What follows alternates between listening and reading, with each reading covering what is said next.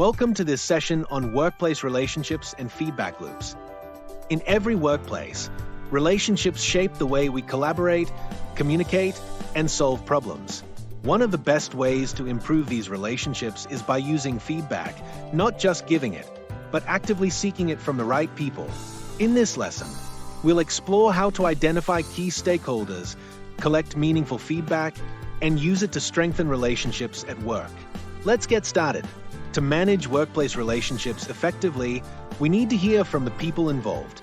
That's why collecting feedback from stakeholders is so important. But before we ask for input, we need to know who to ask. In this session, we'll learn how to identify the right stakeholders and explore practical ways to gather feedback that helps improve team dynamics and performance. So, who exactly are stakeholders? A stakeholder is any person, group, or organization that can influence or be influenced by your work. They might support what you're doing, or they might be affected in a more challenging way. Stakeholders can include employees, suppliers, customers, regulators, investors, and even local communities. Knowing who they are helps you build stronger, more informed workplace relationships. Let's begin by asking some key questions to help identify our stakeholders. Who are the suppliers or service providers involved in the work? Who's responsible for making financial decisions? Who are the end users? The people who will actually use the product or service we deliver? And who might be affected, either positively or negatively, by the outcome of the project? These questions help us understand who has a real connection to the work and should be included in our planning.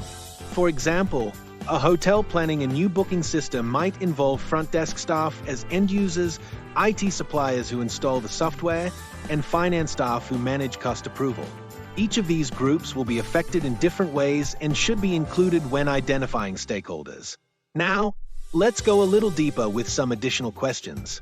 Who has the power to make the project succeed or fail? Who brings specialist knowledge or technical skills that are essential to the project's success? Who manages important resources, such as staff, equipment, or facilities?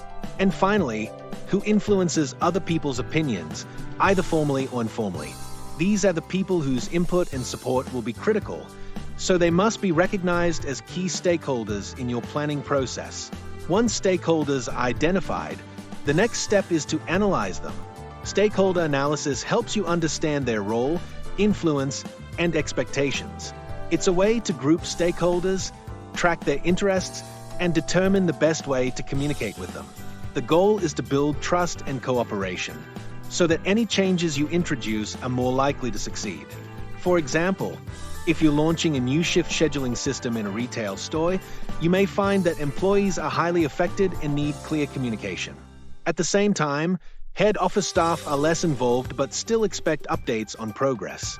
A thorough stakeholder analysis helps you tailor your message and support accordingly.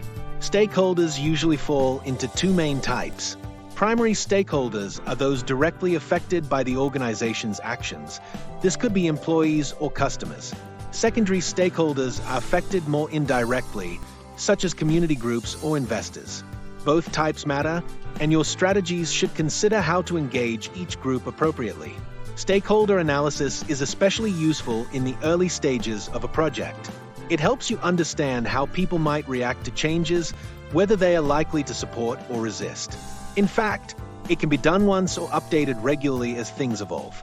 Because it often includes sensitive information, it should be treated as a private document and shared only with the right people.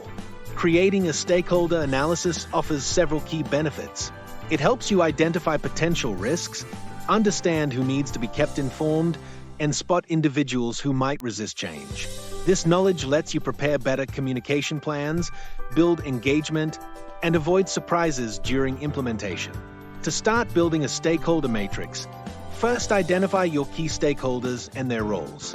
Then, place them into a grid using two axes, one for their level of impact and one for their level of importance. This visual tool helps you see who to prioritize when planning your actions and communication. Once your matrix is set up, take it a step further. Create a second table with detailed information about each stakeholder, including their expectations, influence, and concerns. This gives you a more complete picture and helps you manage each relationship more effectively. Sometimes, you may not be familiar with certain stakeholders. In that case, conduct interviews or talk with senior team members to fill the gaps. Then, create an action plan to actively engage stakeholders who are influential or who might be strongly impacted by the project. The goal is to involve them early and in a meaningful way. There are many ways to collect feedback from stakeholders, depending on what works best for your organization. You can use interviews, surveys, suggestion boxes, feedback cards, or even consultation sessions to gather feedback. The key is to choose a method that makes it easy for people to share their thoughts honestly. For example, a cafe manager might use a simple suggestion box in the staff room to collect anonymous feedback about shift swaps or communication. In contrast, an office may prefer short monthly surveys or one-on-one interviews. When seeking feedback, how you engage with stakeholders matters just as much as what you ask. Be open, honest, and respectful. Listen carefully to their concerns. Encourage participation and be sure to show that you value their opinions. This kind of engagement builds trust and strengthens relationships. So, what should you ask about? Start with changes in employee behavior or attitude. Ask how well conflicts are managed and how effective current strategies are. You can also gather feedback on productivity levels and how well teams are working together. For instance, if team productivity is dropping, you could ask employees, do you feel your ideas are heard during team meetings, or are conflicts handled fairly and quickly? These questions can reveal issues with communication or leadership that need attention. Other important areas include trust between employees, the quality of consultation processes, employee satisfaction and commitment, and leadership style. Don't forget to ask about any conflict or stress linked to working with others. These insights help you build a better workplace. Thanks for being part of this session on workplace relationships and feedback loops. Remember, great relationships don't happen by accident. They are built through communication, feedback, and action. When you engage the right people, listen closely, and act on what you hear, you help create a positive and productive workplace for everyone.